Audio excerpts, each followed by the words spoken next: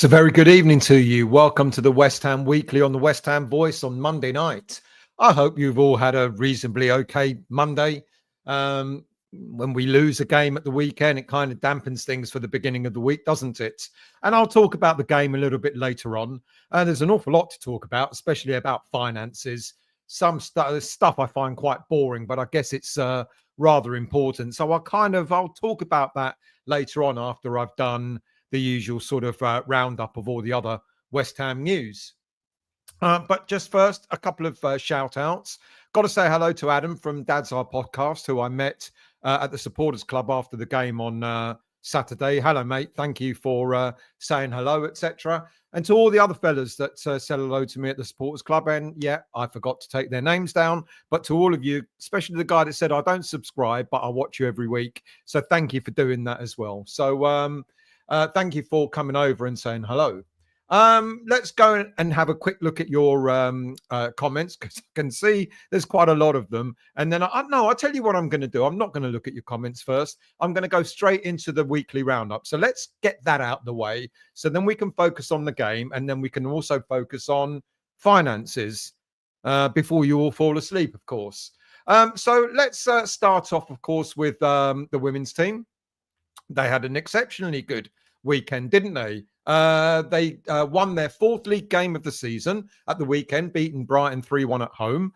Shakira and Martinez put West Ham 1-0 up in the first half, but 3 minutes later, Brighton were level. But in the second half, Japanese international Riko Ueki put us back in the lead, and 4 minutes later, Vivian Asai secured the points from the penalty spot. That puts the West Ham women's team on 8th place in the league, but more importantly, 8 points away from the relegation zone. So well done to them. The under-21s had a reason, they're on it. They're bang on it. The men's under-21 teams go from strength to strength, where on Friday, they extended their winning run in the under-21s Premier League to 5 games in a row, beating Blackburn 2-1. Kamari Swire got our first goal on 17 minutes. And on the half-hour mark, a penalty, which was converted by Lewis Orford, gave West Ham a 2-goal cushion. Shortly after the restart, Blackburn got back into the game with a goal. Let me get back on my notes. Got back in with a goal, and despite a nervy finish, we held on for the 3 points. That has taken us to 3rd place in the league, just 4 points off league leaders Man City, all the same number of games. However, Man United do have a game in hand over us, and if they win that, they elevate themselves above us if they win. Our next game is away to Reading next Monday evening. The under-18s had a weird game at the weekends. They were involved in a really bizarre game against Leicester City on Saturday, where they lost 3-6. Now, academy signing Josh Landers got his goal on his debut, marked his under-18s debut with a goal, but that was scant consolation. The first goal was conceded by West Ham inside 60 seconds, but within a minute, we equalised, and then a minute later, we went 2-1 up with Josh Ajala getting both goals. On the 11th minute, it went to 2-2. On 24 minutes, Leicester went 3-2 ahead, and by half-time, it was 4-2. It was some calamity, real proper schoolboy defending, to be quite honest with you. And it took only a few minutes of the second half to start, where they went 5-2 up. Landers got his debut on the 82nd minute, but Leicester rounded the day off with just another goal just before full time. A chastening defeat for the under-18s. They're all on a learning curve because a lot of the under-18s are well under 18. They next face Fulham away in the league on Tuesday evening. What about some players on loan? We've got quite a few players on loan, as I'm sure you know. George Earthy, and let's get rid of that. And let's do that. Otherwise, I won't know where I am. George Earthy and Bristol City were denied a big championship win at Cardiff City when Cardiff scored on the 90th minute to get an equaliser at the weekend. In League One, Callum Marshall goes from strength to strength. He and Huddersfield won 2-1 against rivals Barnsley at the weekend. Huddersfield's win keep them firmly in the playoff mix in 5th place. Wycombe Wanderers, second in the league, in League One. They had Gideon Kodua play in the second half as a substitute in their 1-1 draw against Crawley Town at the weekend. Who else do we have on loan? In League Two, Midfielder Patrick Kelly was introduced 9 minutes after half-time for Doncaster Rovers, with the side trailing 2-0 at home to Grimsby. Doncaster did pull a goal back 5 minutes from full time, but they were defeated at home. But now they sit sixth in the table in the playoff place. In National League, striker Brad Dollahan made his Aldershot Town debut as a second half sub, but Aldershot lost 2-0 against Eastleigh. In the same league, right back Regan Clayton started for Dagenham and Redbridge in their 1-1 draw against Fylde. Is it Fylde or Field? F-Y-L-D-E, Field. Goalkeeper Mason Terry and AFC Hornchurch made their long journey to Devon to take on National League South title chasers Torquay United and came home empty-handed with a 2-1 defeat. Abroad, Christian Heggie was beaten by a 95th minute goal as the Hungarian side Debrecen were beaten for the first time since the Hungarian international goalie joined them in January. Debrecen looked on course to upset league leaders Pushkash Academia, but the league leaders levelled from the penalty spot and grabbed the winner deep into stoppage time. Debrecen now sits 11th in a 12-team Hungarian league. Nijmegen and Real Sociedad played at Real Betis on Sunday and lost 3-0. Sociedad went a player down on 20 minutes due to a red card. They currently sit in 11th place in La Liga, and Maxwell Cornet is playing as we speak, or if he's been selected, for Genoa, who hosts Venezia in Monday night Serie A game. So if anyone knows the score with that, do let me know.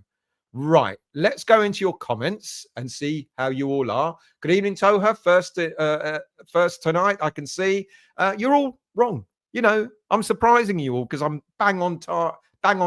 Good evening to you, usual. I hope you're well. Daniela, good evening. And everyone, I won't be joining tonight, having a rest from YouTube and social media. Have fun and be nice to each other and press that like button for Stell. Thank you very much, Daniela. No problem at all. You have a good rest. Toha, I unsubscribed from everyone but the voice, Daniela, so know what you mean. Enjoy the silence. Thank you for doing that, Toha. Stephen, good evening, mate. I've pretty much done the same and don't watch a lot of them.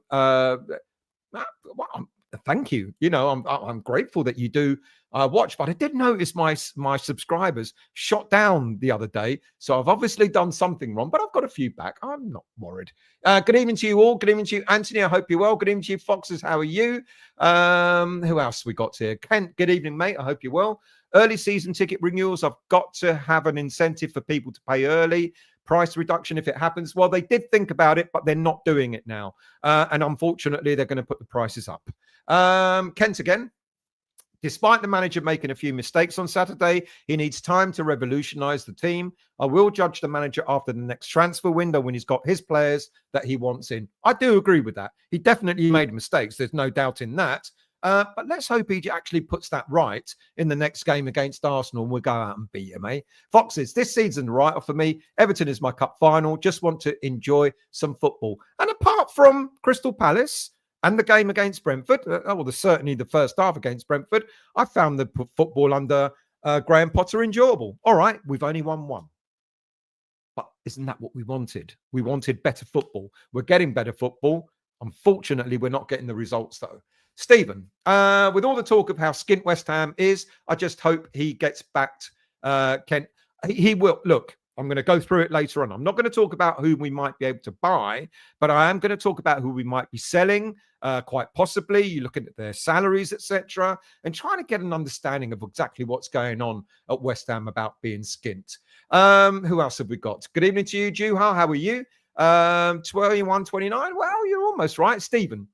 Seems like a plan, Foxes, but who's going to buy Paquetá with a betting scandal? I don't know what Foxes said, but we're not looking at selling Paquetá. Maybe not at all. Foxes, we got loads of contracts up at the end of the season, including Granny Dings at 125 grand a week. Anthony, I hear Potter is looking for a new keeper in the summer. Who else have we got here? Make West Ham great again. Good evening to you. Any truth in the allegations that Shedman has come into a job lot of senior source magazines that fell off the back of a lorry in Thaden Bois? I'm going to ask him because I'm hoping we're going to do a Friday night live with Shedman this coming Friday. So be on it and ask him directly. Good evening to you, Ju. Oh, I've said good evening. Roma has a pretty poor keeper legacy. They did not even keep Romulus and Remus. Boom, boom. Usual. Roma goalkeeper Sliver, who's a 25-year-old Ryan, an Australian who is in his mid-30s. I think there's talk about, I don't know. I've not heard any rumors about who we're linked to. But of course, rumors go on and on. I deliberately, once the transfer window closes, I switch off. I don't care about transfer rumors. I'll start caring about them near the transfer window. So I genuinely don't know if we are in for a keeper from Roma or not. So Peter Shilton's coming out of retirement. He feels that he has a gap in his resume as he never played a minute when he was previously a Hammer. Well, that's an interesting fact, isn't it? Who else have we got? Let's scroll down and see. Good evening to you, Hammerette. I hope you're well. Anthony, question. Does anybody know who is the youngest keeper ever to play in the FA Cup final? Mervyn Day? Might be wrong. Who else have got? Chris, good evening to you. I hope you're well. Get Bridlington is always calling. Left stadium at 4:55 on Saturday. Train to King's Cross, Doncaster, then Hull. Bridlington at home at 11:25. After watching that rubbish, had me wondering, was it worth it? It wasn't. And my apologies to you guys who were thinking about it. And I said, you should definitely go. The atmosphere is going to be great. God, it was awful. God, it was awful. Anthony, Mervyn Day, 70. I thought it was. There you go. Darren, will Potter be backed in the transfer market this summer? We all know the squad needs sprucing up. I think he will be, but it'll be I'm envisaging it to be a very, very different transfer market to the ones that we've been accustomed to. Do not expect us to go out and buy 30, 40 million pound players. I doubt very much it's going to happen. Let's scroll down. Good evening, Gatesy. I hope you're well. Thank you for joining. Good evening to you, Paul. How are you? Thank you for joining. Hammerit. Potter needs to be backed. I don't buy all this no money bullshit. How can you publicly let the world and his dog know you bid 57 million on a striker, then only spend a few mil on a loan and then claim your skin? Because we didn't have the 57 million in the first place and we knew that it wasn't going to be accepted. No trouble. Oh, I'll give you 57 million. No, thanks. We don't want it. All right, then. We didn't have it in the first place. Who else have we got? Frog, good evening, mate. I hope you're well. We've got a squad of bubbling blowers. Good evening, Stephen. How are you, mate? Thank you for joining. Darren, asking for an extra 2 to 5% on season ticket renewals. Like you said, offered 57 million for Duran, so he better back Potter. There wasn't 57 million in the first place. It was rubbish. This is the problem with transfers, and I do try and tell you all, don't listen to all the crap that's out there. Did we bid 57 million? No. What we did bid was 40 million plus 17 million in add-ons. That's not 57 million. Knowing full well that the seniors, apparently Sullivan knew full well that PSG had made a bigger offer only a few days before, and that was turned down as well. So you can make these bids. They count for nothing. I would have laughed if Aston Villa had said, yeah, all right, then go on. We'll sell you in for 57 million. Where's the money? That would have been interesting. Good evening to you, Lee. I hope you're well. Toha, 31 for me. Thanks. 31 for me. Thanks, Stel. Usual. 31. I was dead on time. What are you talking about? Bled, good evening, mate. I hope you're well. Thank you for joining. Good evening to you, Catton. You finally caught. Yeah, welcome, mate. Thank you so much, Catton, for catching a live one. Much appreciated. Graham. Hi, everyone. Did this guy from Celtic sign yet? We'll talk about him later on. Apparently, he's done his medicals and so on. But it's a pre-season signing, so he's not coming to play for us next week or anything like that. He won't be unveiled until the new season or the end of this season. Paul, good evening to you.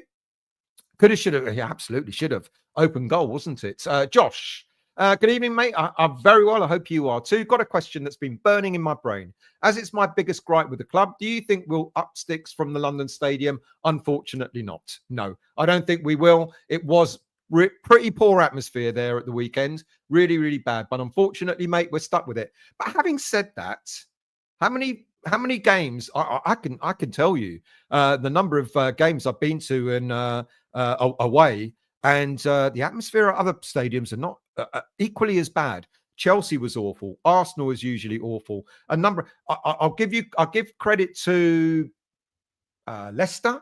Wasn't too bad. I give credit to Newcastle. Always a good atmosphere there.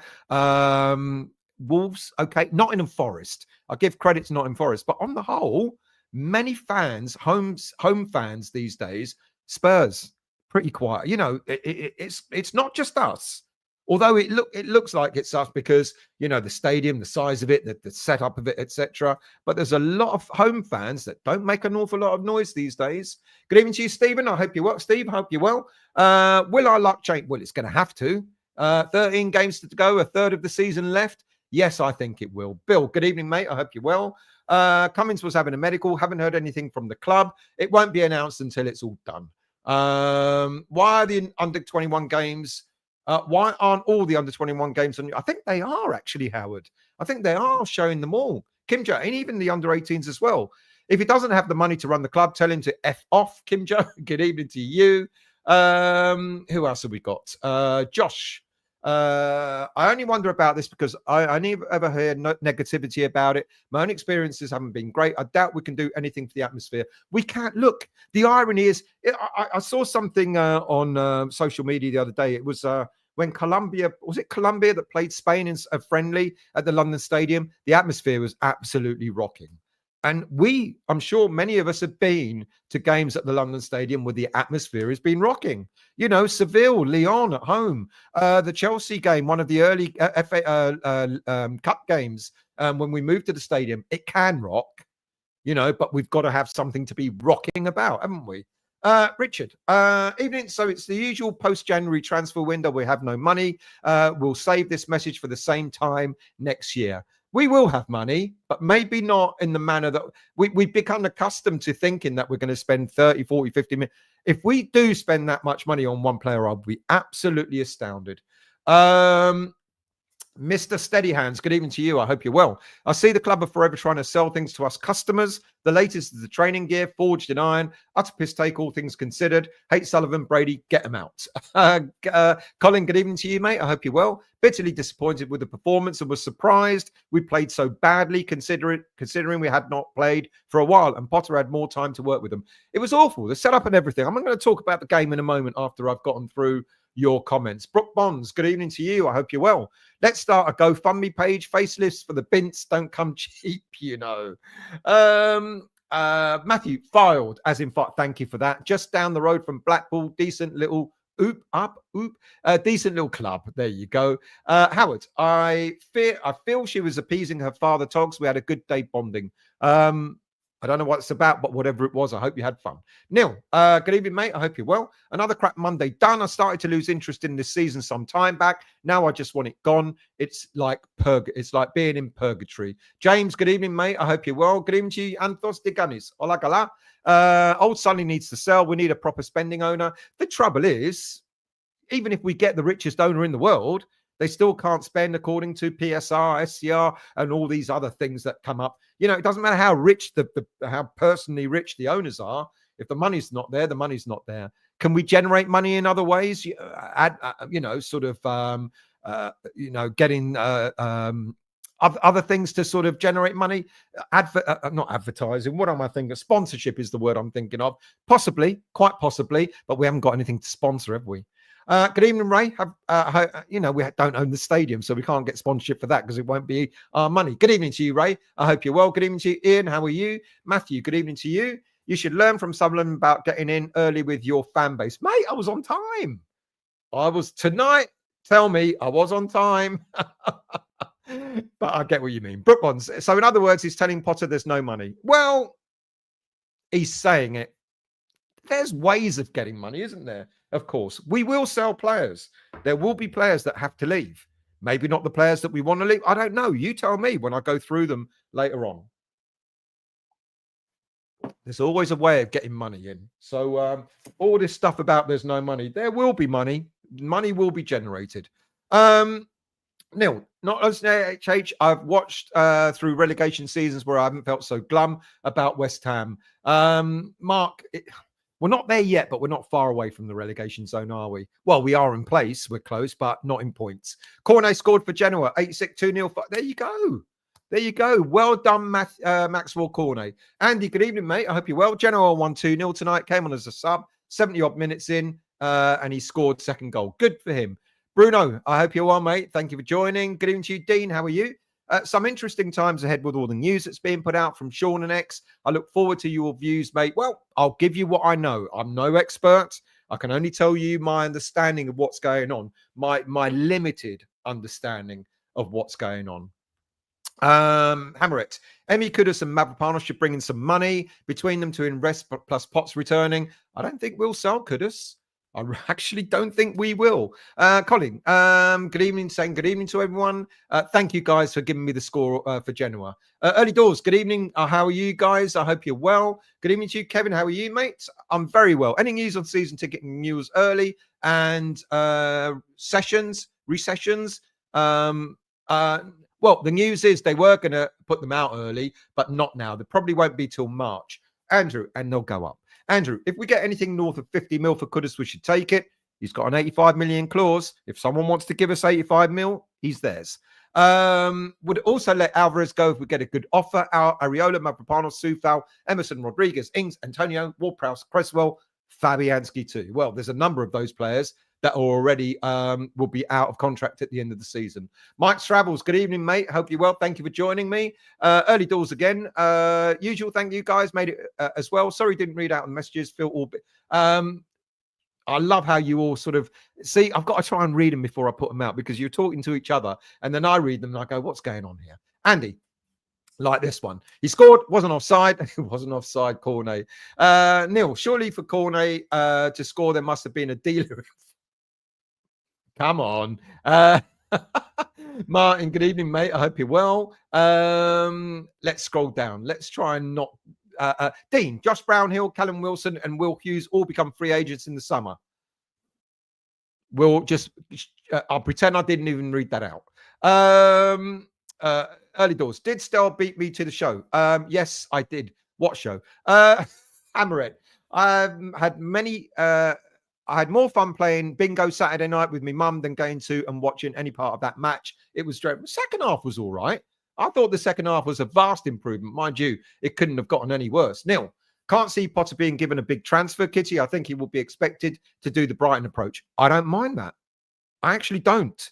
If he can get us in a few gems, a few, good players on the cheap that turn out to be absolute gems, you know what? No problem with that. Question. How are you doing in the fantasy? I don't do it anymore because I can't keep up with it. So I never bother. I always find myself at the bottom of the league. So I've just given up. I haven't done it for a good few years and I'm happy for it. Paul, are our players good enough? Think we play like individuals, not so much like a team. I agree with you. I think this is one of Potter's big challenges. He's got to try and make them play as a team. He's getting there, but it's a slow burn. Anthony, I can see Ipswich staying up. They're giving it a go. Possibly, but they've got it all to do, as have Wolves. Maltese, good evening, mate. I hope you're well. The first half on the Saturday to get stuck in a lift.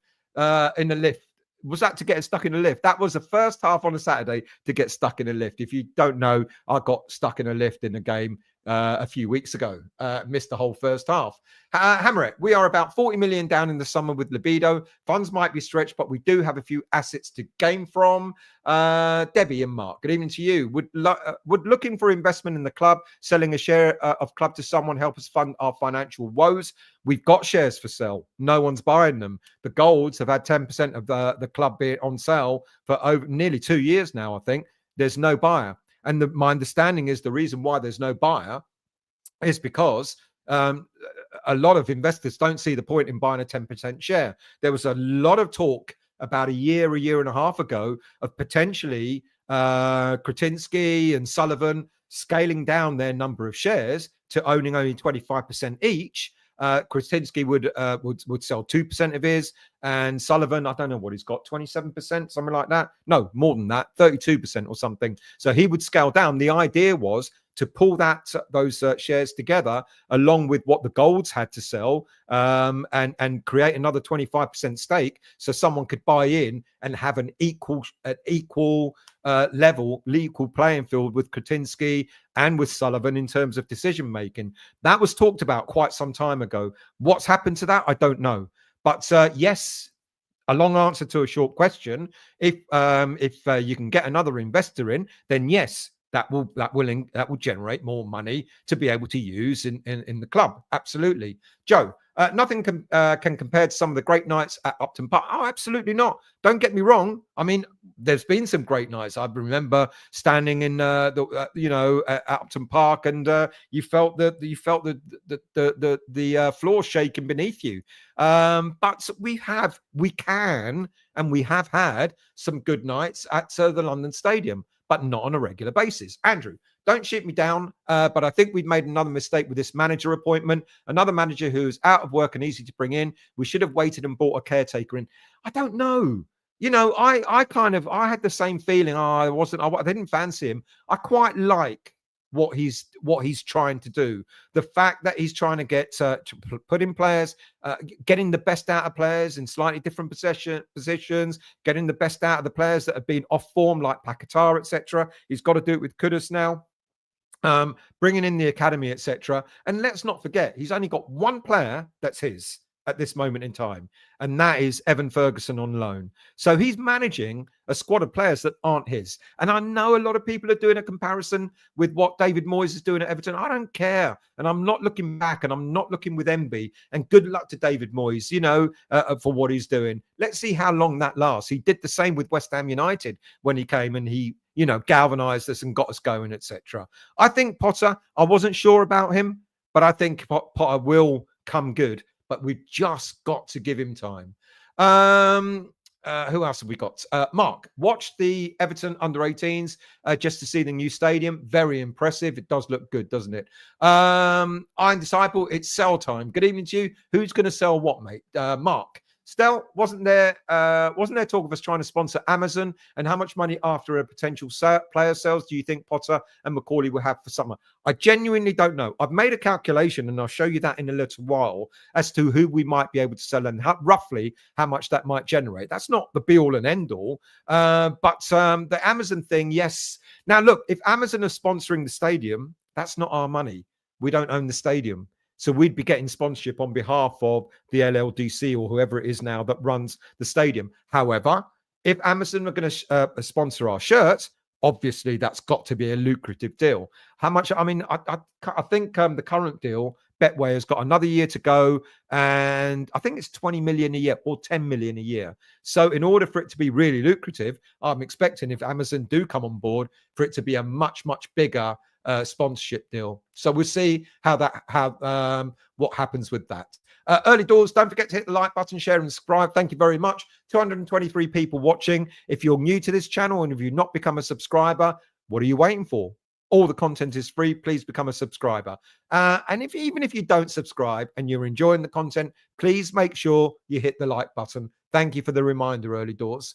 Who else have we got here? Andrew, the concourse behind each goal are an abomination. That stadium is a travesty. Ironically, it's a lot better. The concourse behind the goals are fine. It's what's happening on the sides that I don't like.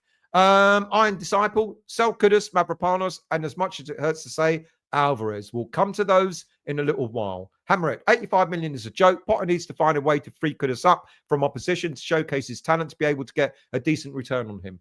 Look, yes, absolutely.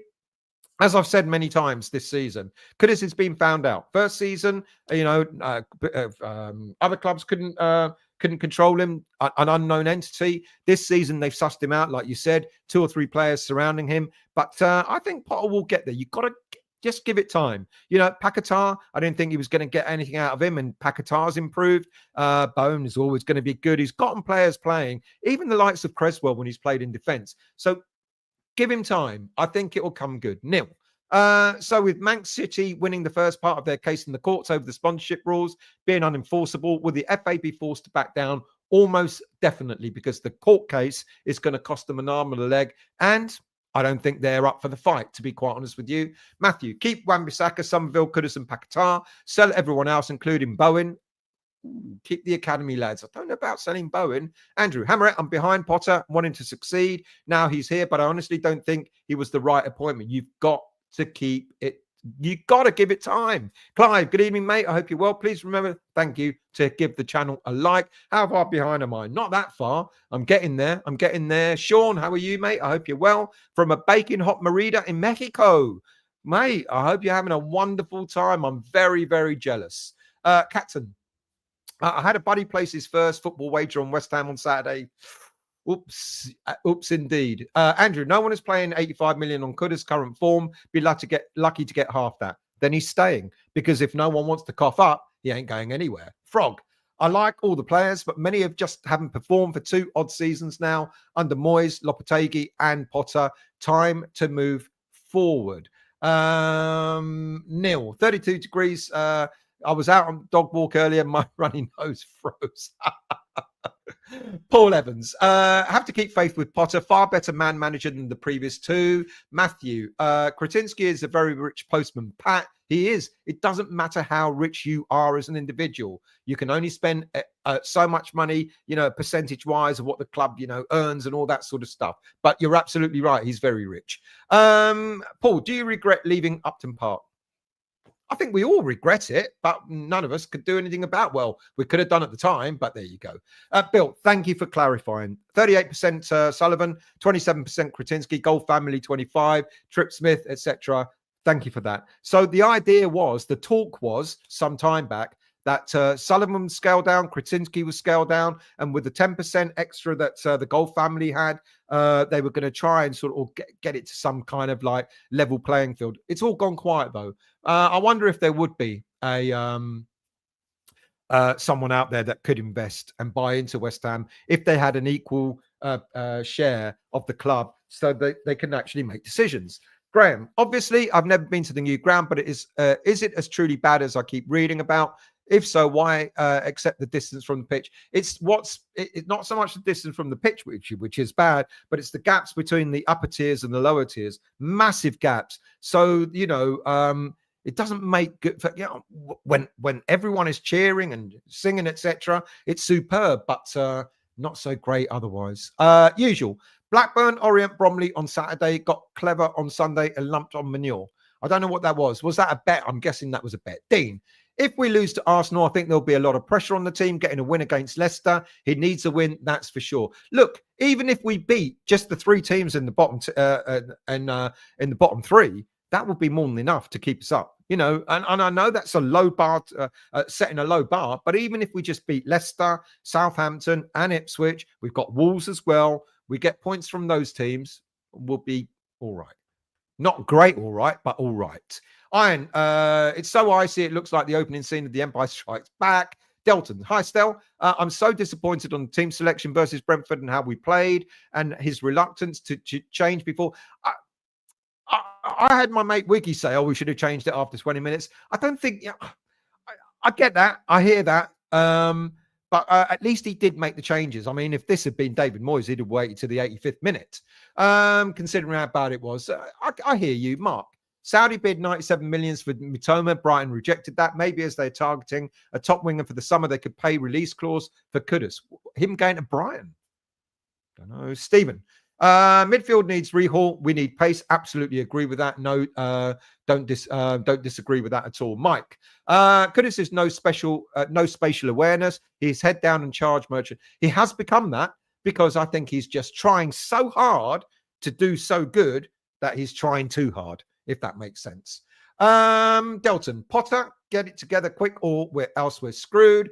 Dad's mentioned you earlier, mate. I hope you're well. Thank you for saying hello on Saturday. You're still hanging from that. Thank you for the drink as well. By the way, I don't drink vodka, but thank you for it anyway. Mike's, Kudus has no, I've done that one. Iron. Absolutely, they cuddled up as we speak. Early doors, tried to go for a walk, no go. I don't know what you're talking about, but you can crack on. Jake, feeling gloomy in the summer. 7 out of contract. We need probably 3 in addition. Where is the money coming from? We'll need at least 100 million on top of anything we make from sales. We're skint. We're not going to have 100 million plus what we sell, without a doubt. Catton, London Stadium felt like one of the newer NFL stadiums to me. Well, even at the NFL stadiums, there have atmosphere. Neil, Sullivan will always have control, though. Who else would get the backing of the gold shares? You would have to be insane to invest. Well, the whole idea, like I said, Neil, was to have it an even playing field, level playing field. But anyway, hammer it. The pricing bollocks, amongst other things, a separate group of fans that would be singing their hearts out. It's sporadic areas at best. one of the things I mentioned that I think maybe they should do, seeing as everyone's complaining about, sort of day trippers, tourists, etc. And I'm not talking about the West Ham fans, proper West Ham fans who can only go on occasion, but players, those who don't actually support West Ham that go because it's a Premier League game. I suggested that not only have singing zones and standing zones, give them a neutral zone. Clubs abroad do it. Let them have a pocket somewhere up in the gods where they can buy their tickets and go and sit there and become neutral. Well, that's where most of them are anyway. Have neutral zones. Early doors. Stel, what's your view on Guilherme? Gets 3 minutes or less on the pitch.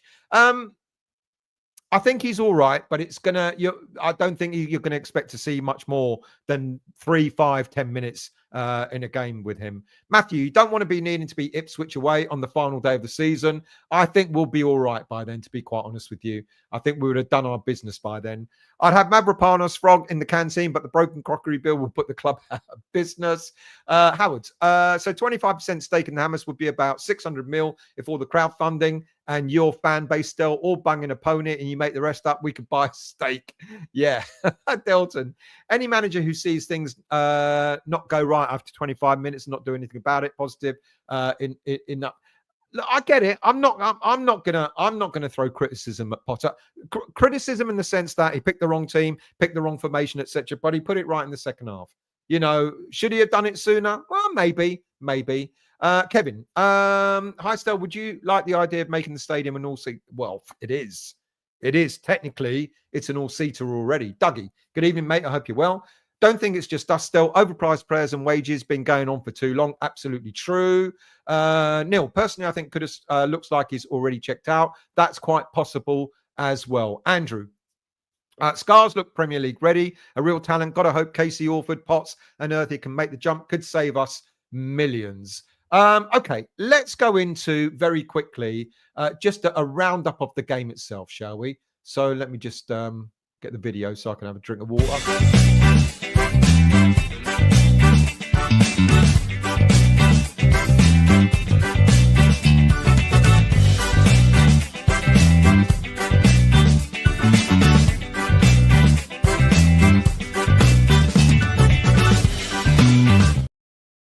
Right. So let's get this off from the start. Absolutely. Potter made mistakes in this game, or I certainly think he did. And I'm sure looking at your comments, etc., most of you feel the same as well. We start off with the starting lineup. So I now understand why Dinos Mavropanos was in the team, because Vladimir Coufal got an injury. I think he's got a calf injury. He might be out for a few weeks. And so Potter needed to make a decision. What am I going to do? Well, the only other player available, there was Todibo. The fact that he didn't get game time seems to suggest to me that he's still not quite ready to actually play any minutes. Okay, he got named on the subs bench, but the fact that he didn't come on might suggest that he's just not quite ready just yet. So he had a choice to make. No Coufal because of injury. Todibo coming back from injury. Mavropanos makes the team. Now, I did suggest that I thought we should have gone with the back three. And we didn't. And again, that might be the fact because Mavropanos was Coufal was not available. I would have stuck with Coufal had he been fit, and I would have played Cresswell. But I also get why he went with a back four, because you go with a back four, it means you've got another midfielder or another attacking player in the lineup. It just didn't work. We knew what Brentford were going to do. Brentford looked for the quick goal, and they got a quick goal. One ball over the top, and they were in. If we had a back three, I think we would have dealt with that ball over the top. It was disappointing. And now people complain, checking Alvarez holding midfield. Yeah, they don't have pace. But I think we were expecting them to shield the defense a bit more, but that didn't happen either. Bowen out wide when he played up front in the previous game. I got it, because again, it's all about putting a defensive cover in. But he instead he put him out wide and he put Paquetá up front. That didn't work as well. Look, the first half was shambolic. There's no denying it. We should have been 3 or 4-0 down by half time, but thanks to offside and VAR, it stayed at 1-0, and we were actually still in the game at half time. Of course, the changes that he made made a huge difference, an absolute massive difference, by bringing on James Ward-Prowse, bringing on Ferguson, and also Ollie Scholes. I thought they all played well. I think Scholes has put himself in the shop window to suggest that maybe he's quite, he could be very ready for Premier League football on a regular basis. Will Potter do that? I don't know, but at least giving Scholes a good amount of game time bodes well for the young player. And Ferguson, I think Ferguson looked good. He created a great chance for Kudus, but Kudus fluffed his lines. But Ferguson demonstrated what a good striker can do in terms of his ability. He can go for balls out wide. He fights for the ball. He puts defenders out wide in order to allow attacking players to fill that space, just like he did when he crossed the ball in for Kudus to try and score. So I thought he played well. Now, will he start regularly? Will he start on Saturday against Arsenal? I'm not sure.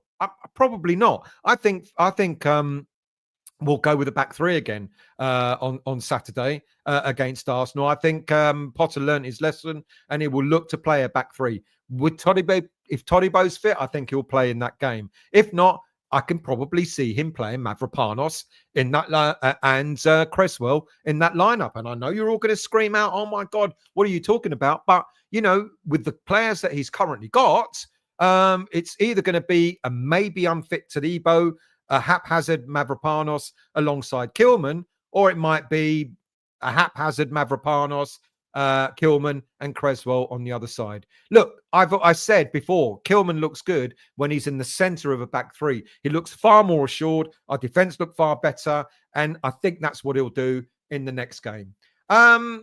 We had our chances. Like I said, Kudus, it's just not happening for him at the moment. And I know what people are saying, drop him, etc., etc. I don't think Potter's going to drop Kudus anytime soon, because what Kudus is doing is, I think he's hit the post a couple of times in previous games. He skied this one, the chance he had against Brighton. He's getting into positions in the positions that Potter wants him to get into. So I don't think Potter's going to drop him. He's just got to get that one goal, and I think maybe he gets that one goal, and all of a sudden you might just see a slightly more assured Kudus. I know you don't agree. A lot of people aren't agreeing, but that's my feeling. I don't know. We'll see how it goes. 13 games left. Is it time to panic? I don't think so, to be quite honest with you. 13 games left. That's a third of the season left. And like I said a moment ago, if all we have to do is just get points off the bottom three teams, then they're fine. We're 10 points above 18th, and I can't see any of the three teams winning 4 games more than us in order to go above us. I just can't see it. I might be wrong. Maybe Ipswich will do it. Who knows? Maybe Wolves will do it. Who knows? There was a shout for a penalty, and apparently it was suggested that it wasn't. But, the irony is, if this had been a greedy six club that had a challenge like that on them in the penalty box, they would have got a penalty. And I don't understand. Keane Lewis Potter got nowhere near the ball. He caught the leg of Bowen. Bowen went down. Bowen's not the sort of player that will go down and cheat. And I was really, really surprised that we didn't get a penalty for that. Would we have deserved it? I don't know. Maybe for the second half performance, yes. The first half was wrong. He got the tactics wrong. He got the formation wrong. He got the setup wrong. The whole thing. Players not playing in their usual positions. Paquetá up front didn't work. Like I said, a back four, etc., didn't work. Souček and Alvarez, I get it. There's not a lot of legs there, but I think the idea was to try and just keep them back, allow them to shield the back four, which they didn't do. But he made changes. At least he made changes. James Ward-Prowse looked good when he came on. He looked quite, he put himself about, which is what you want from a team. And I think Ollie Scholes played exceptionally well. He had one shot where that rifled over, but he does remind me in the way he plays his game, and when the shot on him, he reminds me of a young Cresswell. And I think he will become a regular. Whether it would be for the rest of this season or not, I don't know. But at least he's getting the game time. But this young man, I've got to be honest, impressed me as well. The way he endeavoured, the way he ran the line, the way he pressed from the front and tried to create chances, etc. I was really impressed with Ferguson. And I can see now why Potter was really, really keen to get him on board. So let's see how that works out. And if in the summertime we can do a deal for him to stay, if he plays, if he continues to play well, then all fair and well. Right, I'm going to go back into your comments, and then I'm going to talk about all this stuff about money and transfers and the summertime and so on. So, Catton, you're in Tennessee. I am so grateful, mate, for you coming on. Really am. And I hope you're enjoying the show. I really do. And thank you for coming on.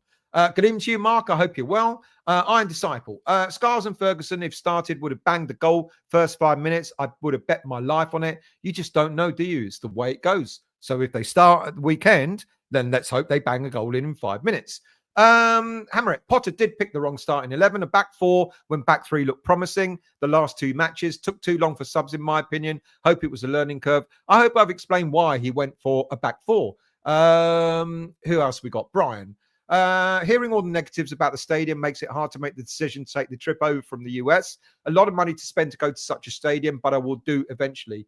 Do it as part of your trip to the UK, mate. You know, if you come here, you've got to go. You've got to go. You know, you might get lucky. You might get one of those games that is romping.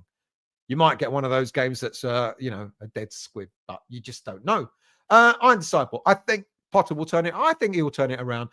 With the greatest of respect to you, the guys said it. I don't think he's the wrong choice. I did initially, but I think he's won me over. My God, he's won me over, and he won me over pretty quickly. And I think he will get it right. It's just got to be given time. Dalton, Potter didn't change it because he didn't want to accept he got it wrong, which would have been more acceptable to me, at least. Okay, that's a fair comment. Bill, Areola could have made the greatest save ever if that ball didn't finally cross the line. You know, he made 3 saves there. Now, so unfortunate for him the way it bounced back in to the 6-yard box. Austin has a good sized supporters group, I believe. Met some a few years ago at the MLS match. I'm really grateful that you're on, mate, and I'm glad you've made a live show. Jake, we've always been run by idiots, but Sullivan was on another level. Until he goes, nothing will change. He ain't going for a long time yet. Dean, the biggest disappointment for me was Potter had 2 weeks with the players to imprint his methods for the game, and then we were served up that first half. We were. It was bad. There's no denying it. There's no sugarcoating it. The fact that we came out and did better is bodes well for me. If we'd have come out and did much the same as the first half, as we may have done under Lopetegui, as we have done in the past under Moyes, I would have been even more concerned. The fact, all right, you know, if you think he should have made changes sooner, fair enough, I get that. But the fact that he made changes and they were positive changes and also threw on an academy player when we were 1-0 down tells me that he's got the right ideas going forward. Neil. Not much you say about the game, really. Uninspiring lineup, surpassed by a first half performance as crap as we have seen this season. We were so lucky not to be 3 or 4-0 down at the end of the first half. I agree with that. Brentford had the worst away record in the Premier League, yet somehow managed to make us look crap. Frog, well, they won 3 away games in a row now. Hammer it. In a nutshell, Potter needs less players available and less time to work with them, and we have better performances. Mr. Forges, I hope you're well, mate, from Aruba Hammers. How are you? I'm very worried about the team formation that Potter put out. We all could see the problem before the game even started. Why didn't he see it? But the irony is, even when he did change it at halftime, we stayed with the back four. But all of a sudden, we looked at more dynamic. We looked better. He didn't change the formation. He just changed players. Colin, still, if we don't get anything out of the next 4 games, we will definitely have to be looking over our shoulders. And if we do happen to be in a relegation dogfight, a lot of players are not up for it. That I agree with. I think it's easy for me to say we will get points and we'll be all right. But I think we will get points and I think we will be all right. Against Arsenal, who knows? We can go and surprise everyone at the weekend and come away with a point from that and put in a great performance. And then what? I think when Somerville comes back, it will give us more pace going forward. I totally agree with that, Kevin. He's still a few weeks away. Catton, stock up on Jack Daniels now. Might be hard to get in the future. Wouldn't blame you one bit if you found a new whiskey. Is that because of all the tariffs that are being imposed? What is going on over there, Catton? Tell me. Andrew, Palace and Brentford beat us easily at home, which is concerning. I get why Palace beat us. I'm using an excuse. I don't care. I think it's a proper excuse. 3 games in 8 days with a depleted squad. That's why we looked awful against Palace. Absolutely no excuse against Brentford, though, in the first half. Darren, I hope Ferguson starts versus the Gooners and hope we have a back 3. I think we definitely will have a back 3. Let's see if he starts Ferguson up front. Irons, I feel like the amount of damage Lopetegui did would take more than the prep that even afforded to Potter, to be fair. Yeah, it's going to take time. It's going to take time, and we've got to be. Well, I did say this. I've said this a couple of times now, and I don't mean it to anyone individually here, but in general, we as West Ham fans have become really, really impatient. We've got to learn how to become more patient again. I know it's precarious, but we're 10 points away from the relegation zone. That's 4 wins for a team to go above us, or 3 wins and a draw for teams to get level to us who are down there already. Can you honestly see any of those 3 teams winning 3 games more than we will? I can't, to be really honest with you. No matter what their endeavour is, everyone keeps talking about how great Wolves are playing and how great Wolves are, and how great Ipswich are playing. They're still 3rd and 4th bottom, despite how great everyone says they're playing. They're not getting the points, so I can't see those teams getting 3 more wins more than we will. What was that point about? And I'm not trying to be complacent. Don't get me wrong. But I do agree that if we where was the point about the number of wins, etc. I get that. I get that. If we don't win, if we don't get points over the next 3 or 4 games, we are going to have to start looking over our shoulders. But I think we will improve. I think we will. Hammer it. 4 home wins all season. What does that tell you? Home advantage, my ass. We're not good at home. It's what tells us we're better away. Delton, Ward-Prowse is doing round and round circles before he releases the ball, and yet everyone wanted him back. I think Ward-Prowse played well. Kudus is greedy and infuriating to watch. Caton, I can't spell today. These are fighting words around here. Howard, only 1 spiked bourbon made by CJ Crocker. Here we go. Off on a tangent. Bill, that picture shows it was a penalty. It was. I mean, I can't understand why it wasn't given, and I can't understand why VAR didn't at least suggest to look at it. Hammer it. We don't have a youth striker ready to step up in the summer. Well, Josh Ajala, Kamari Swire, Callum Marshall. We've got some good players. Are they good enough for the Premier League? I don't know. So regardless of what Sully says about cash flow, we absolutely need a striker in. Who else have we got here? Why is Luis Guilherme only getting 5 minutes? I expected him to get a bit more, but, the manager can only do what he sees in front of him and make decisions accordingly. Delton, he had more time in the game against Chelsea. He had 15 minutes or so. So it's not as if he's only using him sparingly all the time. Delton, Odegaard should have started instead of Emerson, who's not up to it in the last few games. Stephen, had to watch for the first half, but to be honest, I was happy. Hard to watch the first half. I was happy for him to try things this season. We've got to give him time. We've got to give him time. Matt, good evening, mate. I hope you're well. I'm late, but thank God I'm off work tonight. Needed a rest and back Wednesday night. Guilherme on the left? No. Rather than a central player on the wing. Kevin, we'll try and get Andre Gomez in the which Andre Gomez? You mean that? Forget about that. I'm sorry, but trying to get Jonathan David and Gomez from Lille is just not going to happen. I'll be absolutely astounded if it does. Rico, how are you, mate? I hope you're well. Everton Stadium hosted its first game this evening. Everton under 18s, 10,000 fans went live. New stadium looks fantastic. Well done to you, mate. And what do you think of Moyes? He's back. Are you happy? Gaza. You never know. Cotti was 17 when he made his debut. We've got a few good young strikers in. Are they good enough for the Premier League? I don't know. But we do have 1 or 2. Scouser. Everton fan here. Potter is no good for the Hammers. He's a shite bag with the players. Never tells them when they play crap. As for Sullivan, he's of an owner. Needs to make it toxic. Toxic at home. The last time we made it toxic at home, we ended up getting Pellegrini. And look where that went. Frog. How many minutes have we had out of Fulcrook so far? Can't remember. Pointless. Waste of money. Howard, if Ferguson stays fit, we'll make a bid. Marshall as third choice works for me. Or this new fella Cummings, I hear he's a goal machine. Yeah, well, he's a goal machine for the under 21s, mate. He scored 24 goals in 24 games for the under 21s. But, Mbama was a goal machine when he was playing for the under 21s as well. Evening early doors. Our new stadium is beautiful. Did you actually go to the game, Rico, or did you just watch it? The announcer needs to be sacked. Chris Scholl, whatever his name, is the one that talks nonsense on the microphone. No atmosphere. I don't blame the fact that halftime is crap. Halftime is crap. James, Paquetá up front in first half was a mistake. Paquetá up top, okay, away from home, but not at home. I agree with that. Charles, I feel sorry for Potter. He's never had a fully fit team. It's another thing. He's had to make do.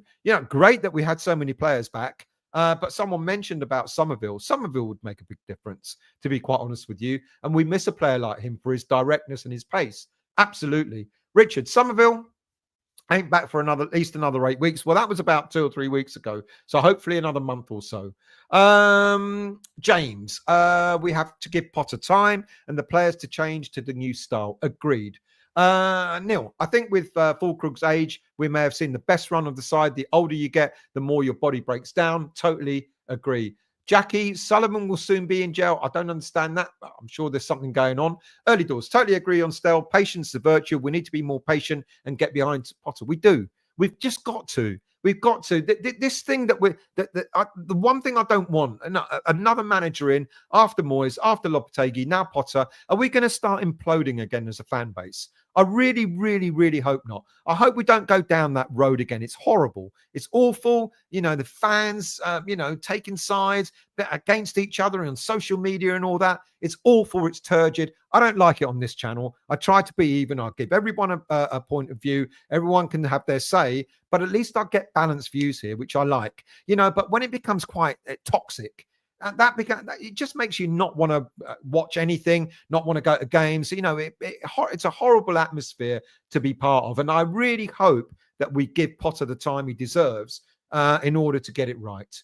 Andrew, still, I hope Potter succeeds, but 1 win in 6 is not good and was fortunate to beat Fulham. We were, but we've had a depleted squad. We were cheated out of a result against Chelsea. Let's not forget that. We put in great performances against Aston Villa, both in the Cup and in the league.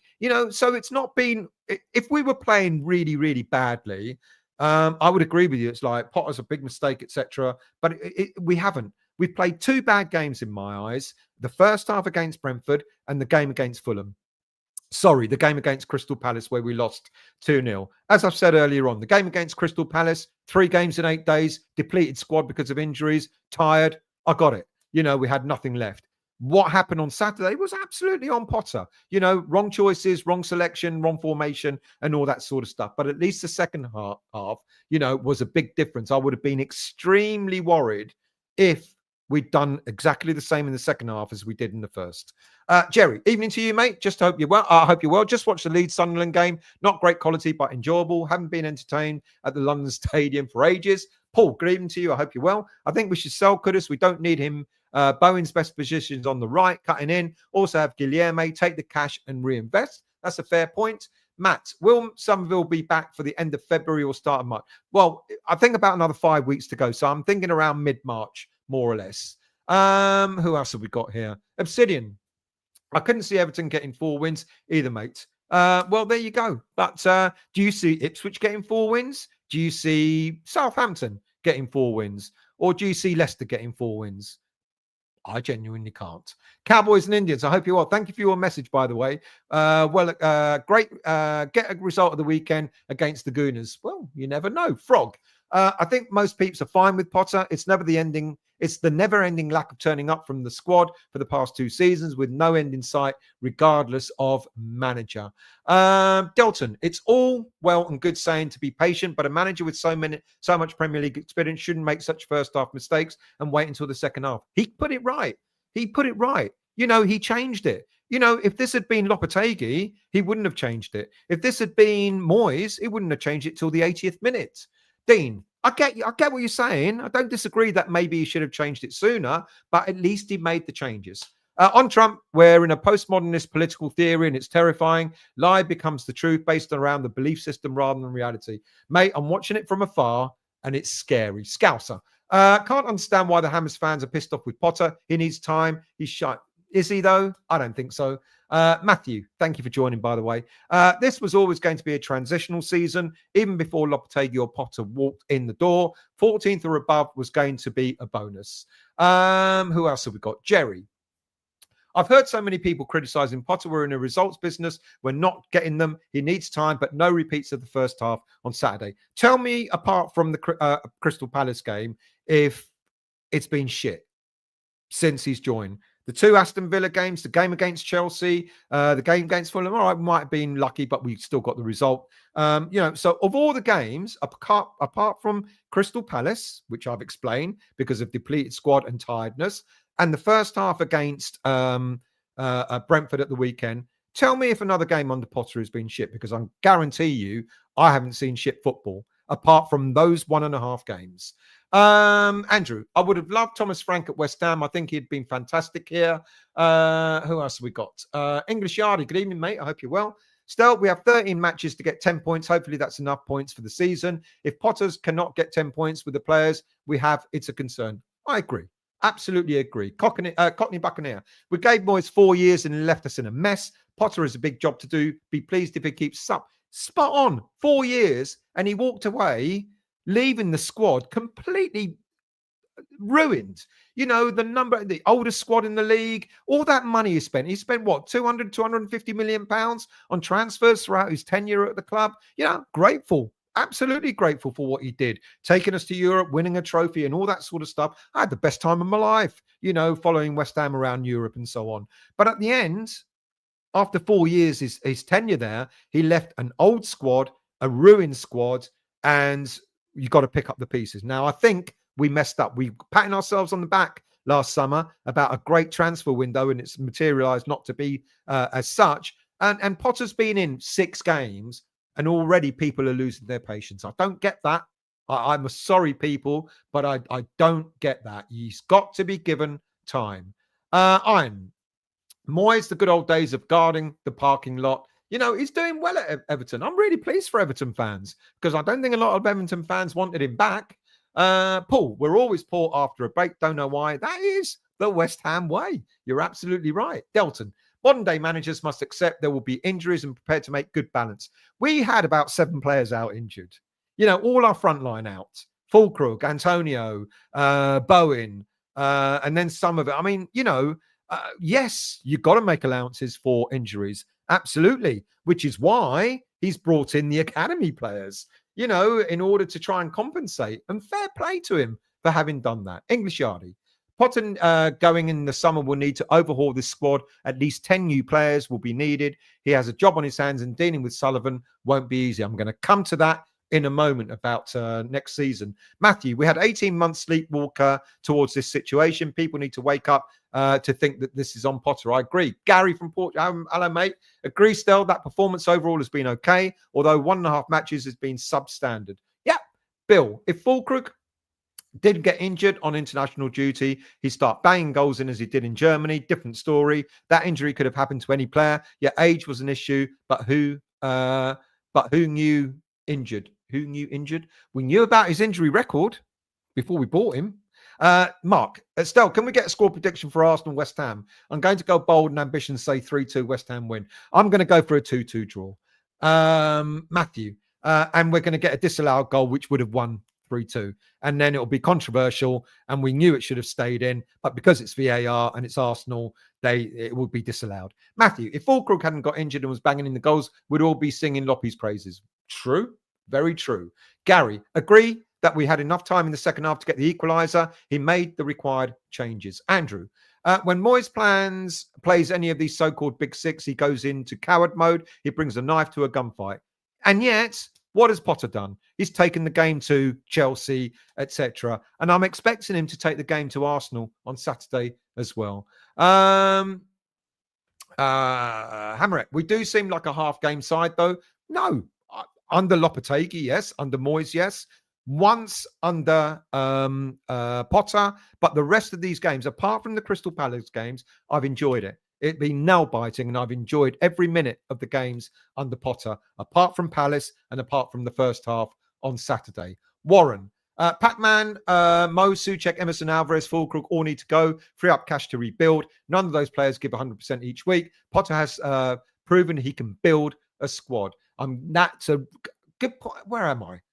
I'll tell you what, I'm going to go on from there to talk about all this money situation. So we've heard it. No money in the summer.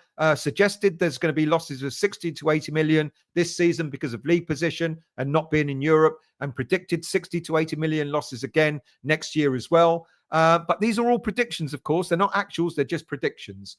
And then we're having to adapt. Apparently, PSR is going to stay for another year because of the situation that's going on at Man City. But we will eventually move to something called SCR. So PSR being profitability and sustainability rules, moving to squad cost ratio. I'll try to look up what it means. So this is what I've got. PSR limits clubs to losses of £105 million over 3 years, whereas SCR, is modelled on UEFA's financial rules. It limits clubs to spending 85% of their revenue on footballing costs. SCR would also feature something called anchoring, limiting how much clubs could spend on player wages and transfers to 5 times the revenue the league's bottom club receives in broadcast and prize money. I haven't sat down to try and work that out, what that means for West Ham. Anyway, apparently West Ham are said to be on the edge of PSR. If these predicted losses are realised, the 60 to 80 millions for the next 2 years, but we've currently got a buffer of 158 million. So if those losses are realised, it more or less wipes out that 158 buffer, and then we're right on the brink of PSR. The club were thinking of introducing season ticket renewals early with a small discount for early renewals, but they've now decided against that. That was to help with cash flow, bringing in cash flow sooner rather than later. Now it's likely renewals will happen as they normally do around about March time, and they might increase in price something like 2 to 5%. Suggestions that money will be tight and we may not have money to spend on transfers. Those rumours are going around at the moment. And we've got a number of players on big wages. Paquetá is on 150k a week. Bone on the same. Areola about 120 grand a week. Ward-Prowse 115 a week. Alvarez and Kilman on 100 a week. And there's big money being spent on, or big wages being spent on players. Now, we know in the summer there are 5 players out of contract. So we've got Soufal, Antonio, Fabianski, Creswell, and Danny Ings all out of contract at the end of the season. Will any of them get an extension? I don't know. I know there's been a lot of talk about Antonio. I mean, that rubbish last week, which kind of annoyed me, to be quite honest with you. Showing Antonio was back in the gym. Antonio's doing no training on his legs, people. His legs are smashed. Let's be realistic here. He's training, he's doing body training, he's doing upper body strength training. Of course he will do, to try and keep fit, but he can't use his legs at the moment. He's still on crutches. So all that stuff about, he might be playing football at the end of the season. My God, that's one of the biggest clickbait stories that I've seen all year. Look, I wish him well. Do I wish him to come back and play football? Of course I do. Of course I would wish any player that's out injured to come back and play football. Do I think Antonio is going to come back and play top-level football again for West Ham? Sadly, no. So we've got a situation with Antonio. Do we increase his contract by a year? There's a clause in his contract to suggest that we've got a proposal to increase it. We may do what we did with Ogbonna. If you remember Ogbonna, he got the long injury. And as a gesture of goodwill to him, we extended his contract for a year. We might do that with Antonio. But Antonio is on about 90, 100 grand a week. That's a lot of money just as a gesture. So any savings we can make there with those players going, well, they will earn between them all around about 380, 390 grand a week. So that in a year is savings of over 20 million pounds in salary savings alone. Soufal's on about 35 grand, Antonio about 85, 90 grand, Fabianski about 70, 80 grand, Creswell on about 50, Danny Ings, as we know, 125 grand a week. So roughly speaking, there's a saving there of about 385 grand a week, roughly 20 million pounds a year in savings on salaries alone. And then, of course, we've got 2 players on loan. Between them, they're earning about 120 grand a week, of which the vast majority of that is Solaire's. Now, I know there's all this talk about Solaire earning 240 grand a week, but PSG are subsidizing a lot of that money. So we're not paying him 240 grand a week. He's earning about 80, 90 grand a week. I think Ferguson is on about 30, 35 grand a week. So they'll be possibly gone. I don't think Solaire, we heard today that Solaire's deal won't become permanent. And I'm not altogether too upset by that. I like him. I think he's a decent player. But I think maybe what he does, we could probably get a player in on a low salary. Now, there's a number of players who are on big wages that I think we could possibly see leaving. Now, they include Areola. He's on about 120 grand a week. And Areola possibly could be put on sale because Graham Potter will look for a goalie that can use the ball with his feet a lot better. Like I've said to you before, he normally plays a back three and he uses, or what Potter has done in the past, he uses the goalie to sort of come out of the area, pass the ball around almost as if he's another centre back, sort of so the rest of the team can push further forward when we're in possession of the ball. So I think it's possible that Areola may go. I think he'll sell Alvarez. I think Edson Alvarez will go in the summer. Areola, we might get, 10 mil for him, give or take, maybe less. Alvarez, I think there's a possibility that Alvarez will be sold in the summer as well. Alvarez is on about 100 grand a week, so there's 100 grand a week savings there in salary, plus another 25 million that we might be able to get for him there. Emerson is rumored to be going back to Italy at the end of this season. We might get 6, 7, 8 million for him, give or take, and he's on about 90 grand a week. Fulkrug, I think if he's fit by the end of this season, I think we'll cut our losses and get rid of him. I think he's on about 90 grand a week as well. And if we get 10 million for him, maybe 15 at a push, I think we're doing really well. Rodriguez, another player on about 70, 80 grand a week, and we'll get a nominal fee for letting him go as well. Mavropanos, I think he's another player that's quite likely to go. If we can get 10 million for him, again, a push, but again, another player on about 80 grand a week. Agurd, he's an odd one because Agurd would certainly fit into the current system at West Ham, but given that he's in good form at the moment, if you got 25 grand a week for him and save yourself another 90 grand a week on wages, you'd probably take that. And then, of course, Maxwell Cornet on loan. We might get a nominal fee for him, but that means we'll stop paying when he comes back from loan his 70 grand a week wages. Now, roughly speaking, give or take, of these players, we could probably generate about 90 mil, give or take, roughly.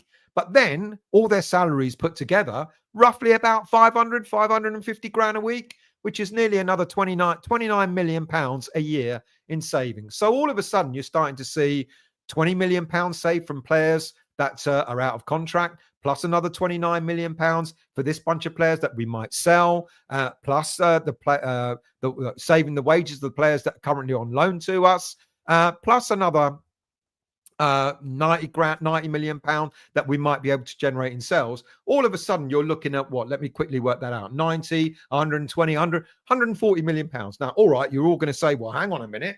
All these players going, we've got to replace them, of course. But this is where I think it's maybe, whether by design or by default, by having Potter and Carl Macauley come into the club who have done extremely well at Brighton with getting players in for very low money, very low wages, and getting them to become superstars. Cucurella as well, superstars. They've gone on to be sold for a lot more money. Cucurella, Trossard, Caicedo, etc. Coming in for very little money, being sold for a lot of money, coming in for very little wages.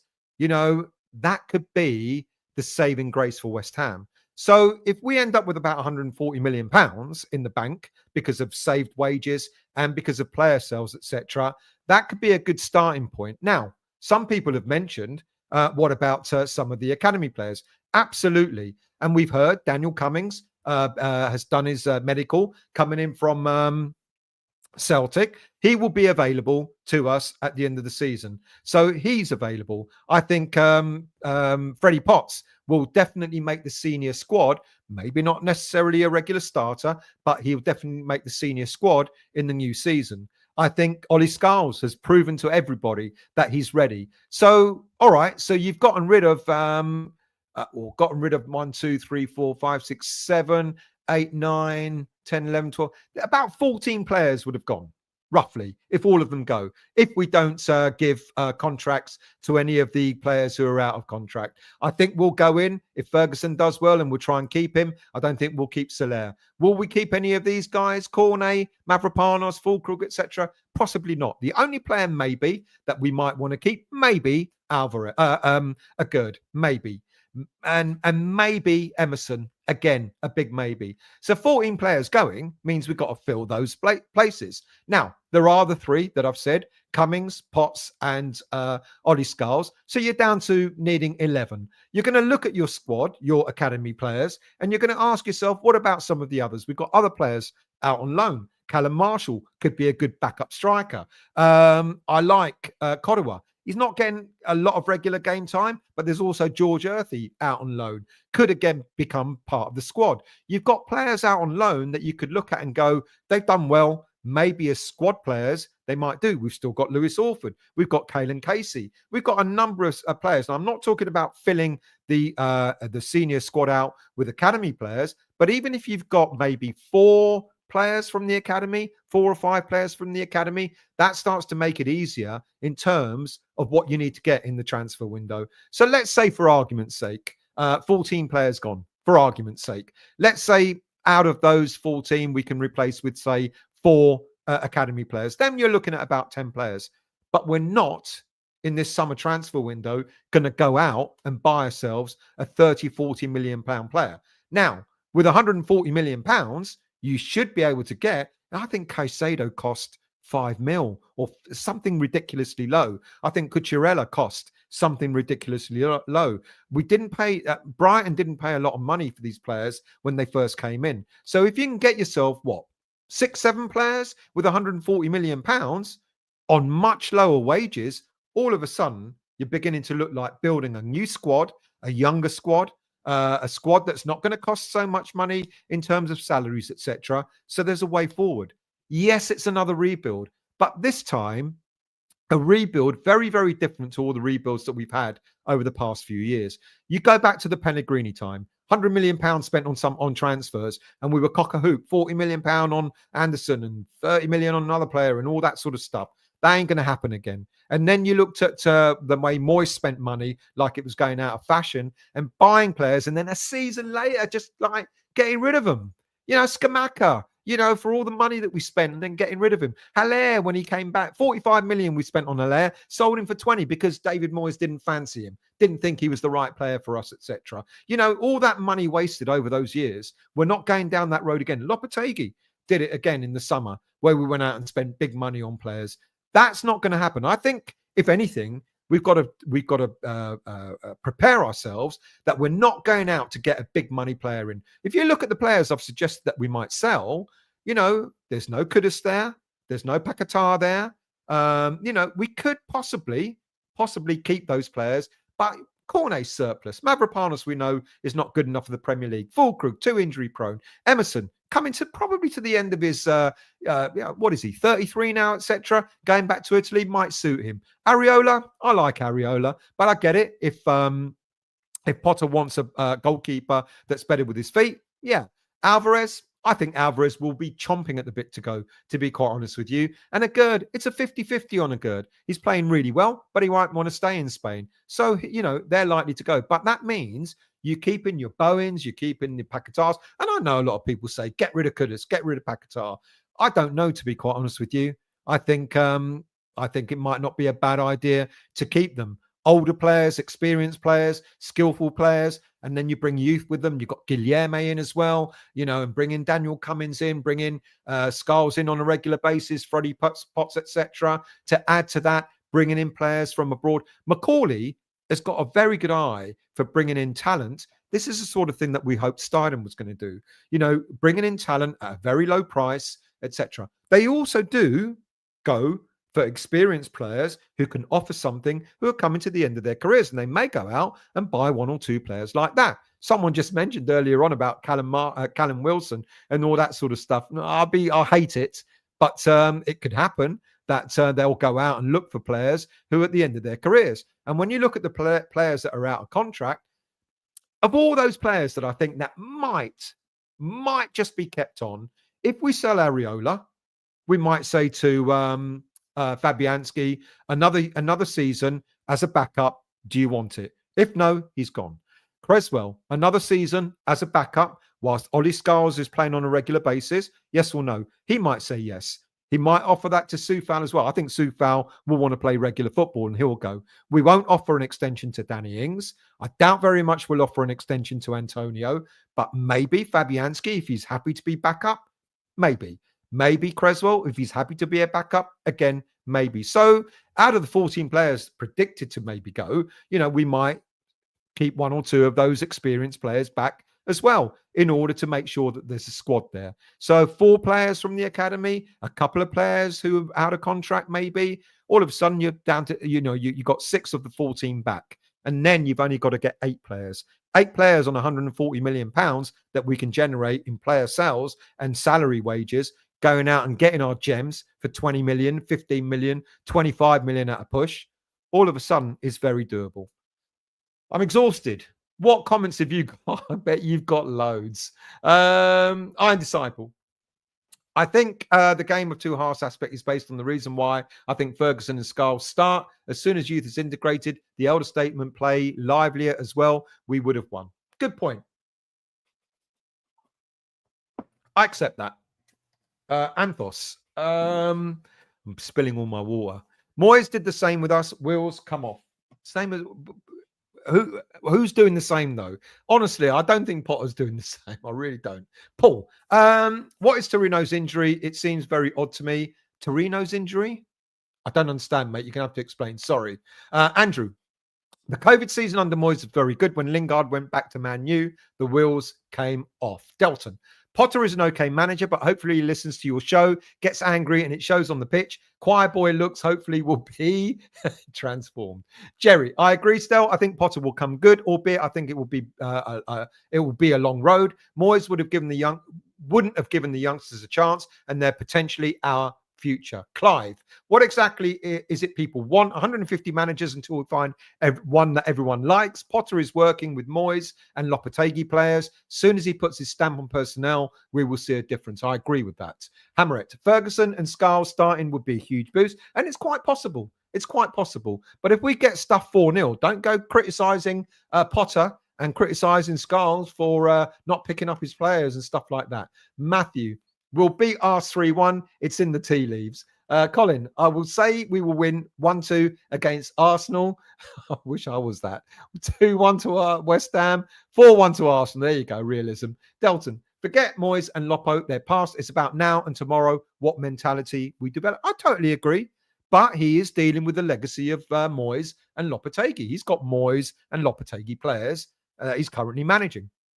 Iron Disciple, Matthew Clark, I have a feeling that too. We'll pull a win on Arsenal. That would be the West Ham way, wouldn't it? Anthos, just the way Sully likes it. It's not spending and just about surviving in the Premier League. Tell me what you think of what I said. Early doors, great show. Thank you, mate. Much appreciated. Really much appreciated. And people, do subscribe to Early Doors Football TV as well. Galinetta to you as well, mate. Much appreciated. Who else have we got here?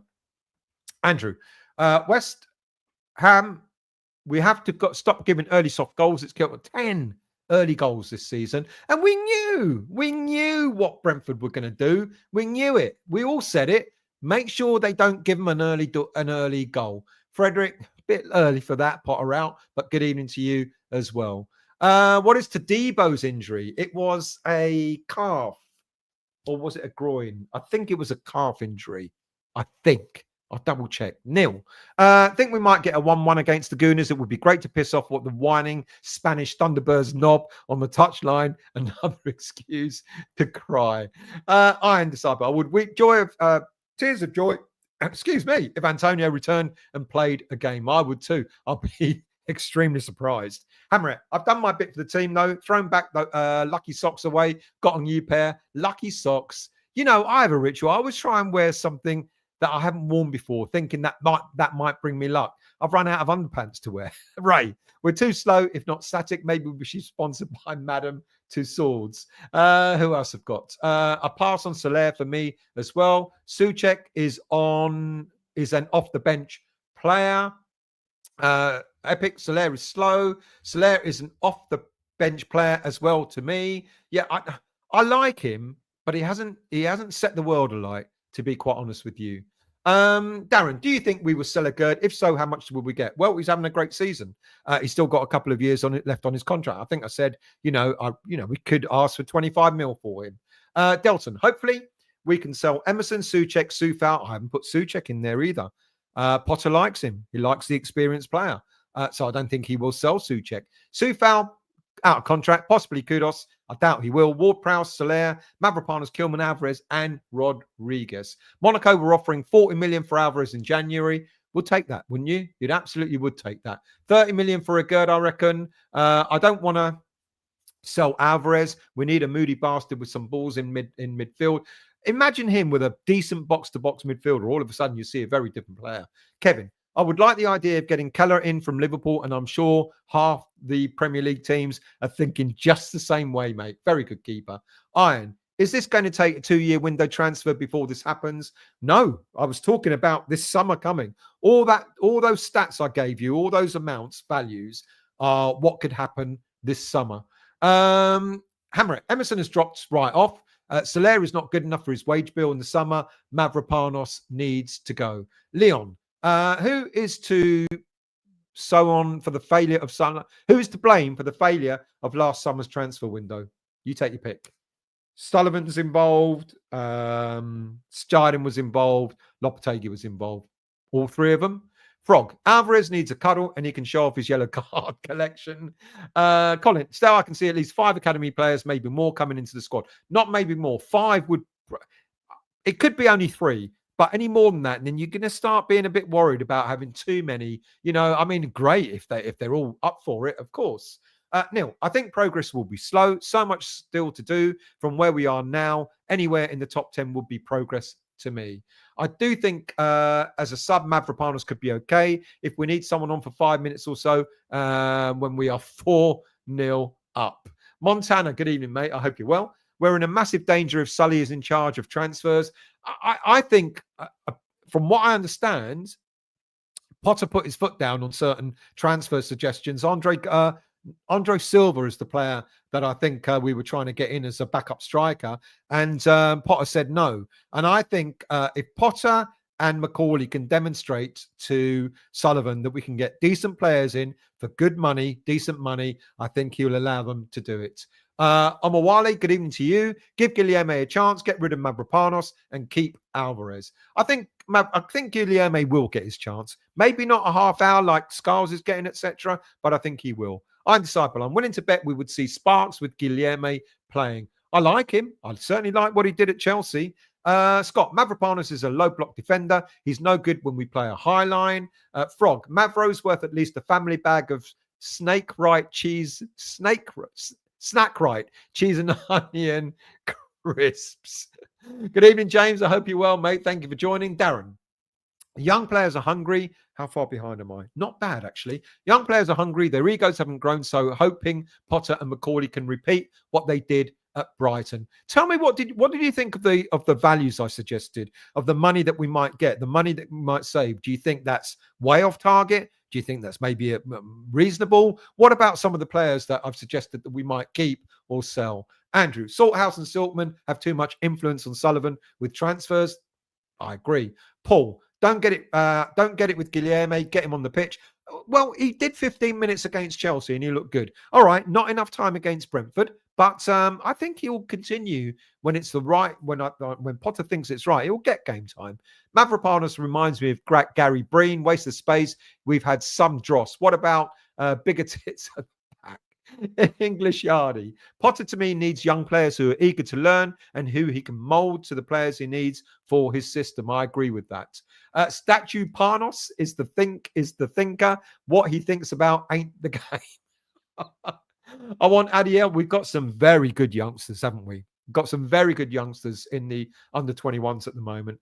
Mavs out, Webster in, can see it now, but it's a slight improvement. Webster, experienced player. That's the sort of thing that Potter may do. Accept it. If that's what he wants. Do you remember Craig Dawson when we all went, what on earth is going on? And we ended up creating a song for him. Let's not just get carried away that we think that the summer transfer window is going to be full of youngsters. It won't. There will be one or two experienced players coming through, end of their contracts or whatever. And I know we're going to hate that, but I've got faith in Potter. Montana, why is Potter still starting Emerson over Ollie? I think it will take time. I think, it will take time. I think probably by the end of this season, we'll see Ollie starting more regularly. Scott, Wilson contract runs out this year, so he'll be on a free. So there is a huge chance he will sign for us, considering he's a Will Salthouse client. I know that. It's possible. Darren, I don't want it, but it's possible. Soufal probably go to Everton with Souček and possibly Ward-Prowse if the price is right. Good point. Iron, Macauley, I hope he's on the phone with Noble or checking in with him across the hall over there. We need youth integration. Agree. Hammer, I'm happy with Scarles in the summer and Cressy as backup so we can focus on other areas till the summer after that one. It'll make sense, wouldn't it? It's logical. You can't replace every single player. We can't get rid of 15 players and buy 15 players. It's not going to happen. So we will get some youth in. But in order to make sure that the youth is, is still learning, then players like Creswell maybe in order to be backup is probably the way to go. Montana, my prayer is for Moyes to come in for Souček and Ward-Prowse for 60 million. Anthos, hopefully we can get rid of Souček too. Tired of watching him attempting to pass and run with the ball. James, evening, Lord. Everyone's saying good evening. Scott, happy Matthew, I love Creswell, but please know Frankfurt was deaf of him as a top level player, as a backup. Not saying he should be starting. Hammer, I think we've got a hope. I think we haven't got a hope in hell of Souček going. You never know. I think Moyes is going to go in for him in the summer. Potter loves his work rate. He's okay as a squad player. Impacts up as worked before as well. Montana. Everton will start to go backwards after the third season when he falls out with Alan Irving. Colin. I can see Potter and Macauley looking in South America, places like Ecuador, Colombia, and look in the Scandinavian market, second leagues in France, etc. Keep the faith. Great things ahead. Exactly that. Who else have we got here? Catton. Glad I called it live. Got to go start supper. Thank you very much, Catton. Really much appreciated. Hope you come back on again soon. Montana. Did Soler even play? I only saw him on the counter and he stopped to look for a foul. West Ham did what we ever do. West Ham, what did we ever do to deserve such players? Andrew. Don't think Aguerd is suited to the Premier League. I'm sure he'll want to stay in Spain. I did say that myself. So hence, he's having a good season, selling for a good bit of money, save on the salary, and get money in for him as well. Neil, how about a Rice own goal? He might find some forgiveness for some. I'm telling you now, not next season, the season after. Rice returning to West Ham. Wait and see. Hamrit, for such a short bloke, it does not have some deep pockets. I thought you meant me for a minute. I blamed him for wasting a month in Brazil, Montana, and still miss out on two of his main targets. The guy is a fraud. I've said enough on him quite a while. Philip, sorry I'm late coming in. Missed everything. Can't really wait for this debacle of the season to be over and a Potter revolution in the summer. Brian, Potter said in the post-interview that he learnt a lot from the Brentford game. I'm willing to be patient and see if he did. Starting lineup against Arsenal will tell. Absolutely agree. Iron. Oh, wait, I'm talking about Sullivan. Colin, been a great show. Thank you very much, Colin. Much appreciated. Always good listening. Thank you very much. And thank you for, look, people, still 250 watching. Please become a subscriber of the channel. And if you can't even get to do that, do hit the like button at the very least. Toha, good night to Colin. Scouser, Potter hasn't got the clout to attract any decent players. We want the unknowns, to be quite honest with you. As I said earlier in the show, I doubt very much we're going to go out and look for big money players in the summer. I'm all right with that if they're the right players. Why no Irving after he played? Well, maybe he thought that the likes of Souček and James Ward-Prowse and Alvarez are ahead of him. Who else have we got? Leon. I'm happy to see an academy lads come through, make a change from previous regimes.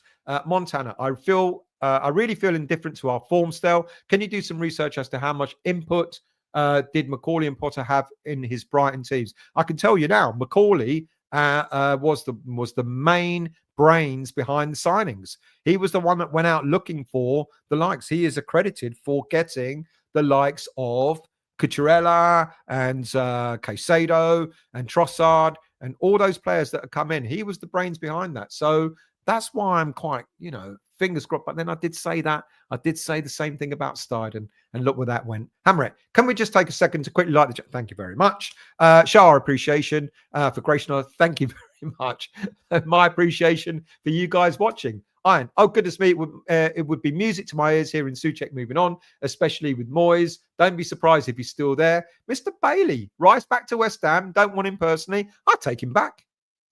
Why not? In 2 years' time, he'll be what? 27 years, 28 years old? He still won't have won anything with Arsenal. He might as well come back to the team where he's won a trophy at. I'd take him. Why not? I'd take him back. Have him for the last 2-3 years of his career. Absolutely. Stephen, I've hit the like button and great chat. Thank you very much, Stephen. Much appreciated. And good night to you as well. Kevin, I think Souček is a box to box, but does nothing in the middle. Well, yeah, he scores goals. He can defend. Box to box, I guess. What a great comment, Stel. My thoughts entirely search for unknowns. I don't remember what the comment was, but thank you very much. I'm to the bottom. That's it. People, an hour and 35. I know I've cut you short a little bit. Normally it's a 2-hour show, but I hope you've kind of gotten the understanding of what I said with regards to what's happening with our money situation. Like I said, there is money to be made. People asked earlier on, will Sullivan back Potter, etc. in the summer? There are ways of doing it. Let me remind you, there are 5 players out of contract at the end of the season. Soufal, Antonio, Fabianski, Creswell, and Ings. Now, of those players, possibly he might, if he's going for a new manager, if he's going for a new goalkeeper, he might turn around to Fabianski and say, stay as a backup for another season. He might do that. He might do the same with Creswell. Stay another season while Ollie Scholes continues his education in the club. Another 2 players are out are currently on loan. I don't think we're going to keep Soler, but I think if Ferguson does well, I think we will look to try and keep him. By the way, those players, you're saving about £20 million in salaries throughout the whole year, and there's no income because they're all out of contract.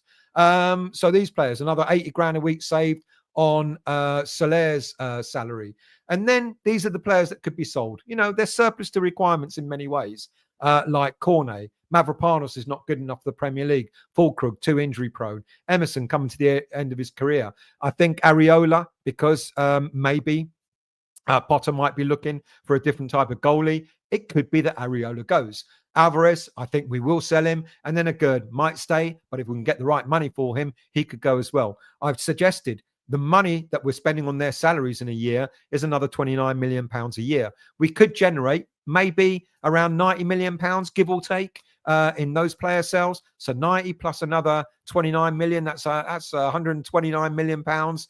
No, it's 119 million pounds plus the savings of the salaries of the other players. 140 million pounds, give or take, that you could be saving in salaries and player sales, and that can be then used to go out and build a squad. We're not getting big players in. I doubt it very much. We will get players in who are going to be 15, 20, 25 million pound players. And then we'll add to that with the likes of the academy players. Cummings has come in. Ollie Scholes getting more regular game time. Freddie Potts coming back. Did you watch the video, by the way, the Freddie Potts video that West Ham did? Very interesting. That's a sign that they are ready to welcome Freddie Potts back and to be part of the senior team next season. I'm going to shut up. My throat is going dry. Have you got any more comments before I go?